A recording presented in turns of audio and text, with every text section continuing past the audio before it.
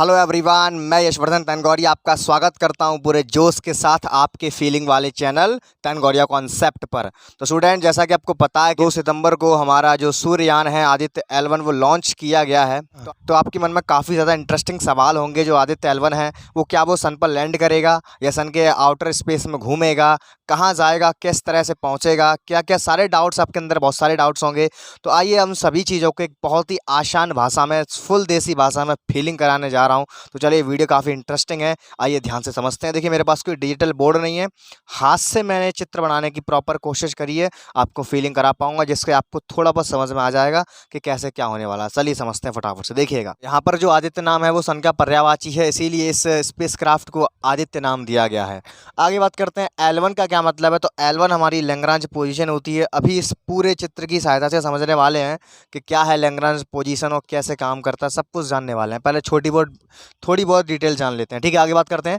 जो आदित्य L1 है वो भैया लॉन्चिंग हुई है उसकी सतीश धवन अंतरिक्ष केंद्र श्री हरिकोटा से 2 सितंबर 2023 को 11:50 पर, ठीक है। इसका जो मिशन है भैया, वो मिशन है इसका सूर्य के बारे में अध्ययन करना।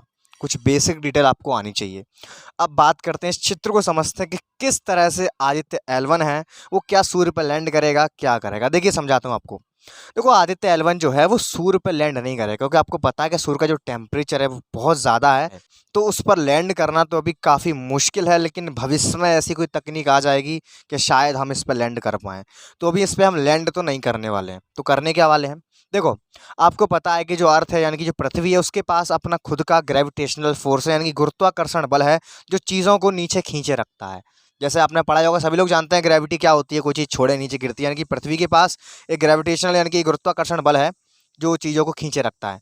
सेम वैसे ही अब जो पृथ्वी छोटी है और सूरज जो का है वो बहुत बड़ा है भैया। सूरज का जो डायमीटर है, व्यास, पृथ्वी के व्यास का 109 गुना ज़्यादा है, बहुत बड़ा है सूरज। तो देखो, जब सूर्य इतना ज़्यादा बड़ा है तो उसका ग्रेविटेशनल फोर्स भी बहुत ज़्यादा है, यानी कि सूर्य के पास भी गुरुत्वाकर्षण बल है जो कि पृथ्वी से बहुत ज़्यादा है।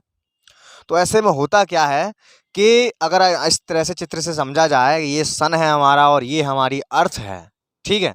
तो देखो, सन का जो ग्रेविटी होगी, सन की ग्रेविटी ऐसे इधर खींचेगी, अर्थ की ग्रेविटी होगी यानी कि अर्थ का जो गुरुत्वाकर्षण बल है वो इस तरफ काम करेगा, सन का ग्रेविटेशनल बल इस तरफ काम करेगा।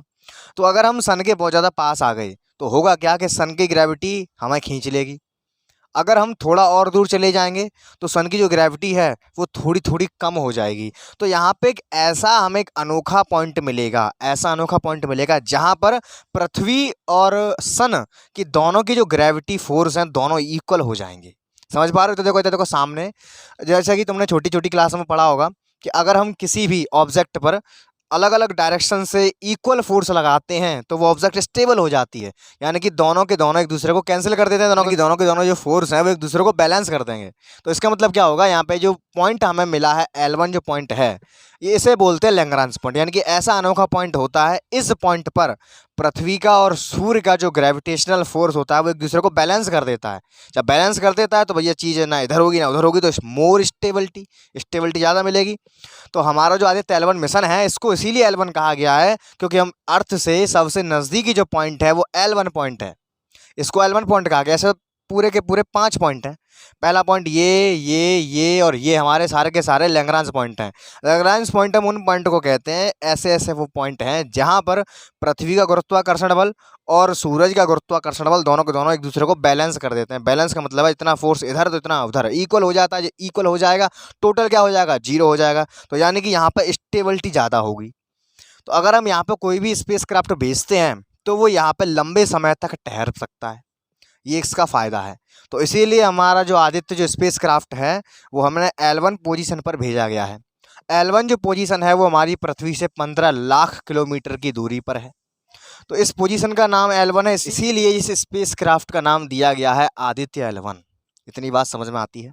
तो हमने क्या सीखा कि लैग्रांज पॉइंट हमारे वे सारे पॉइंट होते हैं जिन पॉइंट्स पर सन का ग्रेविटेशनल फोर्स और पृथ्वी का ग्रेविटेशनल फोर्स दोनों के दोनों ही बराबर हो जाते हैं। जब बराबर हो जाते हैं तो स्टेबिलिटी ज़्यादा हो जाती है। यानी कि यहाँ पर अगर हमारा आदित्य L1 इसके ऑर्बिटर में पहुँच जाएगा तो वहाँ पर सेफ रहेगा। यानी कि ज़्यादा फ्यूल की ज़्यादा ज़रूरत नहीं पड़ेगी और इसी जगह पर स्टेबल रह पाएगा। तो समझ आया, जहाँ दो कैलेस्टियल बॉडीज़ का ग्रेविटेशनल फोर्स इक्वल होता है उस पॉइंट को बोलते हैं लैग्रांज पॉइंट। टोटल अभी तक हमने 5 लैग्रांज पॉइंट को डिस्कवर कर पाया है, जिनको नाम दिया रखा है L1, L2, L3, L4 and L5। तो हमारा जो आदित्य है स्पेसक्राफ्ट वो L1 पोजीशन पर जाएगा, इससे आगे नहीं बढ़ेगा। यहीं पर रह करके ये सूर्य को देखेगा और उसको ऑब्जर्व करेगा। तो ये स्पेस क्राफ्ट ना होने के साथ साथ एक स्पेस ऑब्जर्वर भी कहा जा सकता है। यहाँ पर जो हमारा आदित्य L1 है इसको 15 लाख किलोमीटर तय करने पड़ेंगे और 15 लाख किलोमीटर तय करने में इसको 127 दिन लगेंगे, लगभग 4 महीने का समय लगेगा। 4 महीने के बाद ये L1 पोजीशन पर पहुंच जाएगा और यहाँ पर अगर एक बार ये पहुंच जाता है तो वहाँ 5 साल तक रह सकता है। एक्सप्रोक्सीमेशन है ये, इससे ज़्यादा भी हो सकता है, इससे कम भी हो सकता है और वहाँ की गतिविधियों के बारे में हमको बताएगा।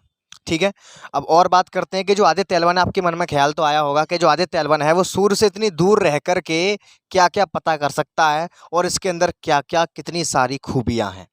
चलिए जानते हैं, लेकिन सबसे पहले हमें इसकी खूबियों को जानने से पहले हमें ये पता होना चाहिए कि जो सन है हमारा वो कैसे काम करता है, सन के पास क्या क्या चीज़ें हैं जो सन की चीज़ें हम ऑब्जर्व कर सकते हैं जो अब तक हमारे डिस्कवर में आई हैं। तो पहली चीज़ तो ये समझ में आई कि जो सन है वो पृथ्वी से बहुत ज़्यादा बड़ा है, उसका डायमीटर है वो 109 गुना ज़्यादा है पृथ्वी की तुलना में, और इसका जो वजन है वो भी बहुत ज़्यादा है, वो पृथ्वी की तुलना में 3,33,000 किलो वजन ज़्यादा है सूरज का पृथ्वी की तुलना में। एक तरह से समझ सकते हो इसके अंदर 1.5 मिलियन पृथ्वी फिट बैठ सकती हैं, इतना बड़ा है हमारा सन। अब बात करते हैं थोड़ा बहुत सन के बारे में, तब बात करेंगे कि आज आदित्य L1 है वो किस तरह से मेजरमेंट करेगा। ठीक है, देखो समझते हैं। तो जैसा कि आपको पता है जैसे पृथ्वी में होती हैं लेयर्स, उसी तरह से सन में भी लेयर होती हैं। सबसे फर्स्ट नंबर पे आती है भैया कोर, जिसमें बहुत ज़्यादा इसका टेम्परेचर होता है। इस कोर का टेम्परेचर भैया 15 मिलियन डिग्री सेल्सियस तक का होता है, बहुत ज़्यादा होता है, बहुत गर्म। इसके अंदर होती है न्यूक्लियर फ्यूजन रिएक्शंस। अब ये क्या होती है, जैसा कि मैंने आपको बताया कि जो सन है भैया उसका जो गुरुत्वाकर्षण बल है वो बहुत ज़्यादा है, बहुत ज़्यादा दबाव पड़ता है। इसके अंदर होते हैं हाइड्रोजन और हीलियम के एटम्स। तो जो हाइड्रोजन होती है भैया, हाइड्रोजन के एटम को आपस में जुड़ने के लिए बहुत ज़्यादा दबाव की आवश्यकता होती है, बहुत ज़्यादा फोर्स चाहिए, तब हम हाइड्रोजन के 2 एटम को एक दूसरे में जोड़ पाएंगे। अब सूरज के पास बहुत ज़्यादा ग्रेविटेशनल फोर्स होता है, बहुत ज़्यादा दबाव होता है, जिस कारण होता क्या है, हाइड्रोजन हाइड्रोजन के एटम आपस में जुड़ जाते हैं। और आपने शायद पढ़ा होगा कि जो परमाणु बम होते हैं वो नाभिकीय संलयन पर आधारित होती हैं। तो जब हाइड्रोजन हाइड्रोजन के दोनों एटम्स आपस में जुड़ते हैं तो बहुत ज़्यादा मात्रा में एनर्जी रिलीज होती है, बहुत ज़्यादा ऊर्जा निकलती है। तो इतनी ज़्यादा निकलती है, जो आप देखते हो सूरज में इतनी तेज रोशनी आती है, जो गर्मी निकलती है, बहुत ज़्यादा एनर्जी निकलती है। वो क्यों निकलती है? क्योंकि बहुत ज़्यादा मात्रा में, बहुत ज़्यादा प्रेशर के साथ हाइड्रोजन हाइड्रोजन के एटम आपस में ऐड होते हैं, जिससे इनके ऐड होने के कारण बहुत ज़्यादा मात्रा में एनर्जी रिलीज होती है। यह कारण है कि सूरज हमारा इतनी तेज चमकता है, इतनी ज़्यादा इसके पास गर्मी है। आगे बात करते हैं, इसके बाद एक लेयर आती है जिसको हम बोलते हैं रेडिएटिव जोन। रेडिएटिव जोन भैया इसका 70% जो हिस्सा है वो इसकी रेडियस ने घेरा हुआ है। तो देखो सन की रेडियस ऐसे नापेंगे सेंटर से होकर के, तो 70% जो रेडिएटिव जोन में घिरी हुई है। इतना मोटा लेयर होता है रेडिएटिव जोन का। उसके बाद आता है कॉन्वेक्टिव जोन। कॉन्वेक्टिव जोन भैया 30% हिस्सा घेरे हुए है सन की रेडियस का, 30% हिस्सा कॉन्वेक्टिव जोन में जाता है। और कॉन्वेक्टिव जोन में जो होता है वो एनर्जी जो ट्रांसफर होती है वो कन्वेक्शन के जरिए एनर्जी का ट्रांसफर होता है, एनर्जी का आदान प्रदान कन्वेक्शन के जरिए होता है, इसलिए इसको नाम दिया गया है कॉन्वेक्टिव जोन। आगे बात करते हैं, कॉन्वेक्टिव जोन के बाद आती है आपकी फोटोस्फीयर। इसको बोलते हैं लोएस्ट लेयर ऑफ एटमॉस्फेयर। वैसे सन का कोई एटमॉस्फेयर होता नहीं है, सन पे केवल बहुत ज़्यादा मात्रा में गैसेस होती हैं, गर्म हवाएं होती हैं, कि ये लोएस्ट लेयर ऑफ एटमॉस्फेयर इसको माना गया है। इसका टेम्परेचर जो होता है वो 5500 डिग्री सेल्सियस तक का होता है। इसके बाद आता है क्रोमोस्फेयर। इसकी अगली लेयर ये वाली ऊपर वाली, इसको बोलते हैं क्रोमोस्फेयर।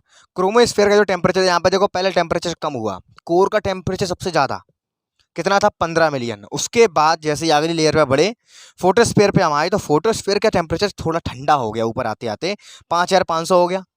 अब उसके बाद फिर एकदम बड़ा टेम्परेचर कितना हो गया, 6000 हो गया। जो क्रोमोस्फेयर होती है उसका टेम्परेचर कितना होता है, 6000 से लेकर 20000 तक का होता है। तो अब बढ़ रहा टेम्परेचर, पहले गिरा फिर बढ़ा।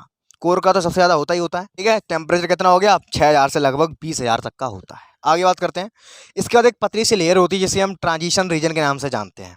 एक पतली सी लेयर भी होती है। इसके बाद आती है भैया एक लेयर कोरोना। अब ये वायरस वाला कोरोना नहीं है, सन की लेयर के बाद, यानी कि सन का सरफेस खत्म होने के बाद एक और लेयर बनी होती है सन के चारों ओर। जिसमें से बहुत ज़्यादा रोशनी निकलती है। वो लेयर भैया बहुत ज़्यादा गरम गरम गैसों से मिलकर के बनी होती है। गैसों के लेयर को बोलते हैं, मैंने रेड डॉट डॉट से दिखाया है, इसको बोलते हैं भैया क्या, कोरोना बोलते हैं। वायरस नहीं है ये, इसको कोरोना बोलते हैं। ये लिखा हुआ मैंने, आउट मोस्ट लेयर, सबसे ज़्यादा बाहरी सतह होती है सन की, जो गैसों से मिलकर बनी होती है, बहुत ज़्यादा गर्मा गर्म, बहुत हीट होती है इसके अंदर। जैसे जहाँ पे प्लाज्मा होता है, प्लाज्मा किसके बोलते हैं, प्लाज्मा होता है चार्ज इलेक्ट्रॉन से बनी बहुत गर्म आयनित गैसें। और जब हम पृथ्वी से देखते हैं तो हमको दिखाई देती है कौन सी लेयर, हमको दिखती है फोटोस्फीयर की लेयर दिखाई देती है। कौन सी लेयर दिखाई देती है हमको, फोटोस्फीयर, जब हम पृथ्वी से देखते हैं सूर्य को। और जब सूर्य ग्रहण पड़ता है, जब सूर्य ग्रहण हमारा पूर्ण रूप से नहीं पड़ रहा है, थोड़ा बहुत जब सूर्य ग्रहण पड़ता है, तब हमें जो लेयर दिखाई देती है भैया, वो जो लेयर होती है वो होती है क्रोमोस्फीयर। कौन सी लेयर होती है, क्रोमोस्फीयर, जो आपको रेडिश ग्लो दिखाई देता है। कभी आपने गौर किया होगा, सूर्य ग्रहण पड़ता है तो एक रेडिश ग्लो टाइप में सूर्य के चारों ओर से निकलता है। उस ग्लो वाली लेयर जो होती है वो हमारी क्रोमोस्फीयर की लेयर में दिखाई देती है। और जब सूर्य ग्रहण पूर्ण रूप से पड़ता है, उसके बाद आपने देखा होगा कुछ रोशनी सी निकलती है, फेड फेड सी साइड से, एक रंग बिरंगी सी येलो येलो सी रोशनी निकलती है साइड से। बिल्कुल जब पूरा सूर्य ढक जाएगा तो साइड साइड से कुछ ग्लो निकलता है, फेड जैसा। तो वो जो रोशनी होती है भैया, वो हमें क्या दिखता है, वो दिखाई देता है हमें कोरोना। क्या दिखाई देता है हमें, कोरोना। कोरोना कुछ नहीं है, सन के चारों ओर मौजूद भयंकर गैस, गर्मा गर्म गैसों यानी कि प्लाज्मा, जो हमें दिखाई देता है वो प्लाज्मा की लेयर हमें दिखाई देती है। इसको क्या बोलते हैं, कोरोना। तो आई होप इतनी जानकारी समझ में आई होगी। अब अभी बात करेंगे आगे हम कि जो आदित्य L1 है उसके अंदर कौन कौन से इंस्ट्रूमेंट लगे हुए हैं। ऐसे 7 मोस्ट इंपोर्टेंट उसके इंस्ट्रूमेंट्स लगे हुए हैं, जिनको हम पेलोड्स भी बोल सकते हैं, जो बहुत ज़्यादा इंपॉर्टेंट हैं, जो हमें जानकारियाँ देंगे। अभी उनके बारे में हम पढ़ेंगे। पहले इतना समझ में आया, मैंने फुल देसी भाषा में समझाया, बिल्कुल भी कठिन लैंग्वेज नहीं लगी होगी, बिल्कुल भी। बेशक मेरे पास एनिमेशन नहीं है, डिजिटल बोर्ड नहीं है, लेकिन मैं तब भी पूरी कोशिश कर रहा हूँ कि 100% HD क्वालिटी में समझ में आए। आपको पता ही होगा हमारे सन पर हीट और लाइट तो है ही है, ये सबको पता है। इसके साथ साथ इलेक्ट्रोमैग्नेटिक रेडिएशंस भी बहुत सारे हमारे सूरज से निकलते हैं, जो जैसे कि विजिबल लाइट हो गया, यूवी रेस हो गया। यूवी रेस जो कैंसर का कारण भी होती हैं, जैसे कैंसर भी हो सकता है। रेडियो वेव्स और एक्स वाई रेस, और ऐसे बहुत सारी गैसेस निकलती हैं, ऐसी बहुत सारी रेडियो एक्टिव तरंगें निकलती हैं, ऐसी बहुत सारी इलेक्ट्रोमैग्नेटिक रेडिएशंस स्पेक्ट्रम प्राप्त होते हैं। हमारी जो पृथ्वी है, इसके चारों तरफ आपको पता ही होगा जो ओजोन लेयर है, वो हमारी इन सभी चीज़ों से रक्षा करती है, ठीक है। और फिर निकलता है इसमें से सोलर विंड। सोलर विंड क्या होता है, बहुत बड़ा, बहुत ज़्यादा एरिया में चार्ज इलेक्ट्रॉन प्रोटॉन का बहुत बड़ा, समझ लो, बारिश है। यानी कि बहुत सारे चार्ज इलेक्ट्रॉन प्रोटॉन की बहुत बड़ी बारिश, यानी कि बहाव, बहुत बड़ा बहाव। एक तरह से समझ सकते हैं कि चार्ज गैस हो गई, प्लाज्मा बोल सकते हैं इस चीज़ को। क्या बोल सकते हैं, प्लाज्मा। प्लाज्मा क्या होता है, मैंने आपको अभी बताया था, आयनित गैस, बहुत ज़्यादा मात्रा में गर्म आयनित गैस, इसी को बोलते हैं सोलर विंड। बहुत ज़्यादा मात्रा में इलेक्ट्रॉन प्रोटॉन का बहाव, इसको क्या बोलते हैं, सोलर विंड। ये कहाँ से निकलता है, सन से निकलता है, ठीक है। जब ये सोलर विंड यहाँ से निकलता है, जब ये पृथ्वी के मैग्नेटिक फील्ड से परस्पर क्रिया करता है, इंटररिएक्ट करता है, तो होता क्या है, उससे आपने देखा होगा कई कई देशों में जैसे कि नॉर्दर्न लाइट्स उत्पन्न होती हैं। क्या उत्पन्न होती है, नॉर्दर्न लाइट, माने चमकीली रोशनी आकाश में। जैसे फिनलैंड हो गया, आइसलैंड हो गया, इसमें देखा होगा आप लोगों ने, जो आसमान में होता है वो तरह तरह के रंग बिरंगे रंग दिखाई देते हैं। वो क्यों होता है, वो इसलिए होता है कि पृथ्वी, जो सन की जो सोलर विंड होती हैं, वो पृथ्वी के मैग्नेटिक फील्ड से परस्पर क्रिया करती हैं, जिसके फलस्वरूप हमें नॉर्दर्न लाइट्स देखने को मिलती हैं, यानी कि रंग बिरंगी रोशनियाँ चमकदार आसमान में फिनलैंड और आइसलैंड जैसे स्थानों पर देखने को मिलती हैं। फिर बात करते हैं कोरोनल मास फील्ड इजेक्शंस, CMES, यानी कि ये बड़े बड़े धमाके होते हैं, बिग ब्रस्ट होते हैं। किसके होते हैं, कब होते हैं ये, जब सूरज से सोलर विंड के संग संग मैग्नेटिक फील्ड दोनों इकट्ठे निकलते हैं, तब ये घटना होती है। इसको बोलते हैं कोरोनल मास फील्ड इजेक्शंस। इतनी बात समझ में आई। तो अब हम बात करेंगे जो आदित्य L1 है। अभी तो हमने जाना सूर्य के बारे में, थोड़ी बहुत जानकारी हमने ली। ये कुछ नहीं है, ये 1% जानकारी नहीं है, ये केवल समझ में आ जाएगा। अभी जैसे जैसे अब आदित्य L1 पहुंच गया तो हमें और भी बहुत सारी जानकारियां मिलने वाली हैं, टेंशन नहीं को लेने का। अब बात करते हैं जो आदित्य L1 है वो किस लिए भेजा गया है। वो भैया मोस्ट 3 लेयर का अध्ययन करने के लिए भेजा गया है सूरज की। कौन कौन से लेयर, फोटोस्फीयर, क्रोमोस्फीयर और कोरोना। क्रोमोस्फियर और फोटोस्फियर, इन 3 लेयरों का अध्ययन करने के लिए ये भेजा गया है। अब बात करते हैं इसमें से कौन-कौन से जो 7 महत्वपूर्ण इंस्ट्रूमेंट्स हैं, जो हमें बताएँगे मेज़र करके, उनके बारे में छोटी-सी झलक में समझते हैं और फटाफट से वीडियो को फिनिश करते हैं। अगर वीडियो थोड़ी-सी भी इन्फॉर्मेटिव लगी हो, तो वीडियो को शेयर करके ज़रूर जाना देखिएगा। चलिए बचे-कुचे पॉइंट्स को समझते हैं, जो आदित्य L1 के जो 7 मेजर इंस्ट्रूमेंट्स हैं, देखिए वो क्या-क्या हैं। इनमें से देखो 7 में से जो 4 होंगे वो सीधे सन की स्टडी करेंगे और बचे-कुचे जो 3 होंगे वो L1 पोजीशन के अराउंड की स्टडी करेंगे। L1 पोजीशन के आसपास की चीज़ों के बारे में बताएंगे और जो 4 होंगे 7 में से वो डायरेक्ट सन को फोकस करेंगे, सन के बारे में जानकारी देंगे। बात करते हैं, सबसे पहला इसमें आता है VELC, शॉर्ट फॉर्म में इसको बोलते हैं visual emission line corona graph. तो नाम में ही क्या छुपा है, कोरोना छुपा हुआ है। तो ये क्या करेगा, ये कोरोना का अध्ययन करेगा, study corona and coronal mass ejections. जो कोरोनल मास एजेक्शंस होते हैं, मैंने आपको अभी बताया था, जो बड़े बड़े धमाके होते हैं, जो बड़े बड़े धमाके होते हैं, जो हमने अभी समझा था। आगे बात करेंगे solar ultraviolet imaging telescope, इसका शॉर्ट फॉर्म बोलते हैं CUIT। ये क्या करेगा, ये फोटोस्फीयर क्रोमोस्फीयर की इमेजिंग करेगा यूवी स्पेक्ट्रम में। किसमें स्पेक्ट्रम में, यूवी स्पेक्ट्रम में फोटोस्फीयर और क्रोमोस्फीयर की इमेजिंग करेगा, यानी कि इसकी जानकारी हमें देगा। आगे बात करेंगे सोलर लो एनर्जी एक्सरे, इसको शॉर्ट फॉर्म बोलते हैं SOLEX। आगे बात करते हैं, अगला है चौथा हाई एनर्जी L1 ऑर्बिटरी। ये क्या करेगा, ये एक्स रे की स्टडी करेगा, इसका शॉर्ट फॉर्म में नाम होता है HEL1OS, हेलोइस इसको बोल सकते हैं शॉर्ट फॉर्म में। आगे बात करेंगे, अगला है हमारा Aditya solar wind particle experiment. ये सोलर विंड के पार्टिकल को एक्सपेरिमेंट करेगा, इसका नाम है एस्पेक्स, ASPEX शॉर्ट फॉर्म में इसको बोल सकते हैं। आगे बात करेंगे plasma analyser package for Aditya. ये प्लाज्मा एनालाइज करेगा, इसका जो नाम है शॉर्ट फॉर्म में वो पापा इसको बोला जाता है। आगे बात करते हैं, अगला है मैग। ये मैग्नेटोमीटर है, ये क्या करेगा, ये सन से आने वाले मैग्नेटिक फील्ड को, जो L1 पोजीशन पर सन से जो मैग्नेटिक फील्ड आएगा, ये उसके बारे में हमें जानकारियाँ देगा। तो ये हमने कुछ छोटी मोटी जानकारियाँ समझी L1 के बारे में। अब आगे चल के जो भी हमें ये बताएगा, मैं आपको अपडेट करता रहूँगा। तो आई होप इसी आज के इस वीडियो में इतना ही काफ़ी है। अगर आपको ये वीडियो थोड़ी सी भी इन्फॉर्मेटिव लगी है तो अपने दोस्तों को शेयर ज़रूर कर देना और नीचे कमेंट में जय हिंद लिख करके ज़रूर जाना। इसी के साथ मैं यशवर्धन तनगोरिया लेता हूँ आपसे विदा। मिलते हैं अगले ज़ोरदार वीडियो में ज़ोरदार कंसेप्ट के साथ। तब तक के लिए सी यू टुमारो के बाय, टेक केयर।